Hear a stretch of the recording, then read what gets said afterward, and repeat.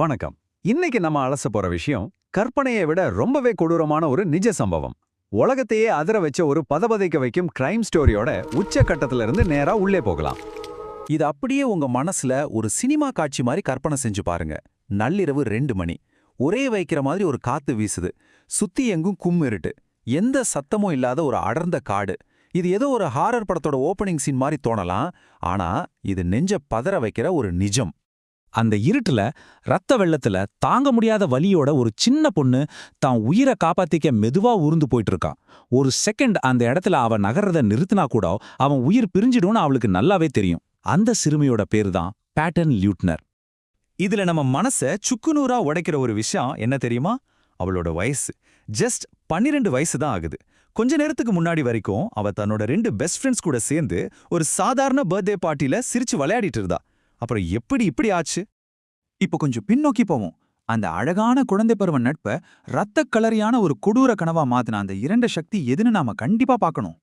இங்க உண்மையிலேயே நம்மள உரைய வைக்கிற விஷயம் என்னன்னா, இந்த அரக்கன் நிஜமான ஆளே கிடையாது. ஆமாங்க, இது ஒரு சாதாரண போட்டோஷாப் போட்டியில உருவான ஒரு வெறும் கற்பனை உருவம்தான். ஆனா இணையதளங்கள், யூடியூப் கதைகள் மூலமா பரவி இது ஒரு மிகப்பெரிய டிஜிட்டல் மிரட்டலா, ஒரு இருண்ட லெஜெண்டா வெடிச்சுது. இது எப்படி படிப்படியா ஒரு வெறியா மாறுச்சுன்னு பாருங்க. மார்கன், அனிஷா இந்த 2 மிடில் ஸ்கூல் மாணவிகளோட வாழ்க்கையில இது எப்படி விபரீதமாச்சு? இவங்க 2 பேரும் ரொம்பவே அமைதியானவங்க, மத்தவங்கள விட்டு தனிமையில இருந்தவங்க. அந்த தனிமையில இருந்து தப்பிக்க இது மாதிரி இருண்ட இணைய கதைகளை தேடி போய் அப்படியே அதுக்குள்ளேயே முழுசா முழுகிட்டாங்க. ஒரு கட்டத்துல இந்த இணைய மாய அவங்களுக்கு முழுமையான வெறியா மாறிடுச்சு. ஸ்லெண்டர்மேன் காட்டுக்குள்ள இருக்கிற ஒரு மாளிகையில வாழ்றதா இவங்க நிஜமாவே நம்ப ஆரம்பிச்சிட்டாங்க. அவனை சாந்தப்படுத்தணும்னா ஒரு மனுஷனை பலி கொடுக்கணும், இல்லனா உங்க குடும்பத்துல இருக்கிறவங்கள கொன்றுவேன்னு அந்த மாயா அவங்களுக்குள்ள ஒரு பயங்கரமான பயத்தை விதைச்சிருக்கு. அந்த மனித பலிக்காக அவங்க யாரை தேர்ந்தெடுத்தாங்க தெரியுமா? வேற யாரையும் இல்ல, அவங்களோட சொந்த தோழியான பேட்டனைத்தான். ஏன்னு கேக்குறீங்களா? அவ இவங்கள கண்மூடித்தனமா நம்புனா, ரொம்ப பாசமா பழகுனா. அந்த நம்பிக்கையே அவளுக்கு யமனா மாறிடுச்சு. இந்த கேஸோட அப்பட்டமான பயங்கரத்தை இது ரொம்ப தெளிவா காட்டுது. ஒரு பக்கம் ரொம்பவே இயல்பான மாசற்ற குழந்தைங்களோட விளையாட்டு, ஆனா இன்னொரு பக்கம் ரொம்பவே இருண்ட திட்டமிட்ட ஒரு கொடூர எண்ணம். இது ரெண்டும் ஒரே ராத்திரியில ஒரே அறையில நடந்ததுதான் இதுல இருக்கிற மிகப்பெரிய துயரம். இந்த நேரடி முரண்பாட்டை கவனிச்சு பாருங்க.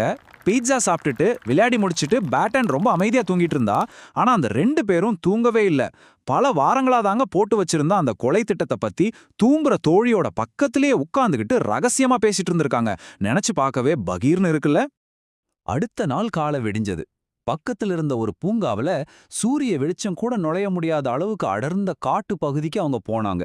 கண்ணாமூச்சி விளையாடலான்னு சொல்லிட்டு அந்த விளையாட்டுத்தனமான போர்வையில தங்களோட கொடூரமான மாஸ்டர் பிளானை அவங்க செயல்படுத்த ஆரம்பிச்சாங்க.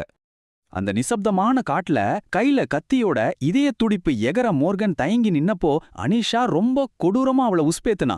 வெறித்தனமா தாக்கு, செஞ்சிரு அப்படின்னு அவ சொன்ன அந்த வார்த்தைகள் அவங்கக்குள்ள இருந்த கொஞ்ச நஞ்ச மனிதத்தன்மையும் பல வருஷ நட்பையும் அந்த ஒரு நொடியிலேயே சுக்குநூறா அழிச்சிடுச்சு. அடுத்தடுத்து பேட்டனோட கைகள், கால்கள், நெஞ்சு பகுதியில 19 முறை கத்திக்குத்துகள் விழுந்துச்சு. வலி தாங்க முடியாம ரத்த வெள்ளத்துல கதறிய அந்த சின்ன பொண்ணு தன் தோழிகளை பார்த்து கேட்ட ஒரே கேள்வி, ஏன்? அவளை அப்படியே அந்த காட்டுக்குள்ள விட்டுட்டு ஸ்லெண்டர்மேனோட கற்பனை மாளிகையை தேடி அந்த 2 தோழிகளும் ரொம்ப கூலா நடந்து போயிட்டாங்க. ஆனா பேட்டன் ஒரு அற்புதத்தை போல மரணத்தோடு போராடி ஊர்ந்து வந்து அந்த வழியா சைக்கிள்ல வந்த ஒருத்தரால காப்பாற்றப்பட்டா. அந்த ஒரு கத்தி குத்து முக்கிய இரத்த குழாய சில மில்லிமீட்டர் இடைவெளியில தான் தவற விட்டுச்சுன்னு டாக்டர் சொன்னாங்க. மரணத்தோட விளிம்பு வரைக்கும் போயிட்டு அவ திரும்பி வந்திருந்தா.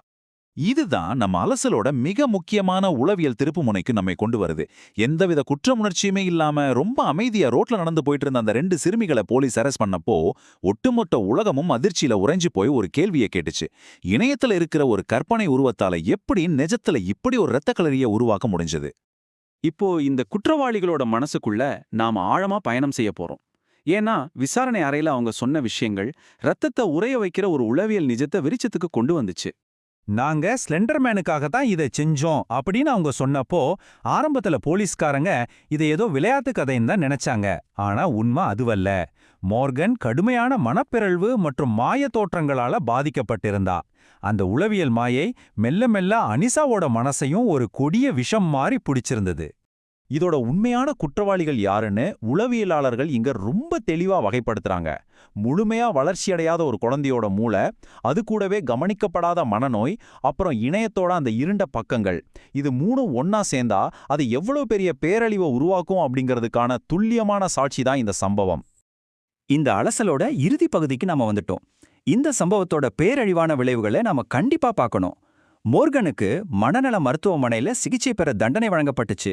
அனிசாவுக்கும் மனநல சிகிச்சை அளிக்கப்பட்டுச்சு.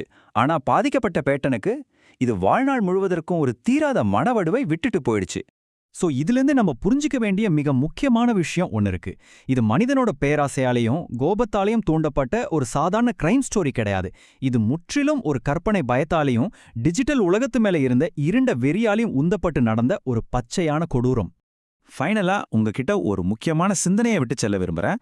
நம்ம கையில இருக்கிற இந்த இன்டர்நெட் பலவீனமான மனங்களை எவ்வளவு ஆபத்தான இருண்ட திசைக்கு தள்ளிட்டு போகும் அப்படிங்கிறதுக்கு இது ஒரு ரத்த சரித்திரம்.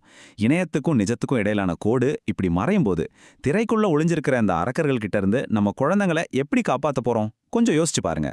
இது மாதிரி இன்னும் பல ஆழமான உளவியல் மர்மங்களை அலசுறதுக்கு மறக்காம நம்ம சேனலை சப்ஸ்கிரைப் பண்ணுங்க. மீண்டும் அடுத்த பதிவில் சந்திப்போம்.